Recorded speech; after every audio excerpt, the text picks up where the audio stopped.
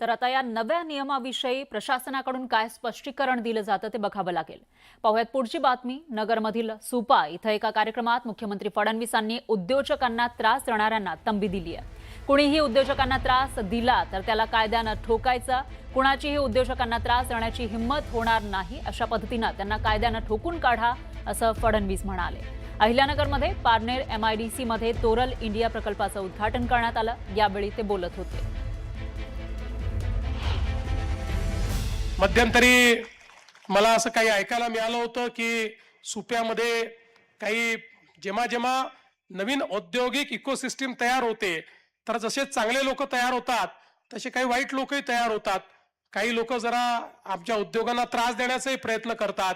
तर मला असं समजलं होतं की काही तयार झालेले आहेत, पण त्यानंतर त्यांचा बंदोबस्त आपण लावलाय।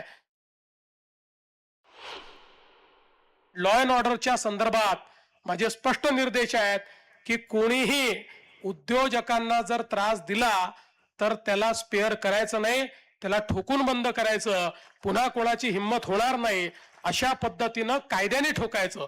ठोकायचा अर्थ लोक वेगळा लावतात, कायद्याने त्याला ठोकून अत्यंत ताकदीनं या ठिकाणी छोट्यातल्या छोटी घटनाही सिरियसली घेऊन उद्योजकांना योग्य प्रकारे काम करता आलं पाहिजे। समजा एखाद्या उद्योगात काही अनएथिकल प्रॅक्टिस असतील तर लोकांनी रेग्युलेटरकडे गेलं पाहिजे, रेग्युलेटर त्याच्यावर कारवाई करेल।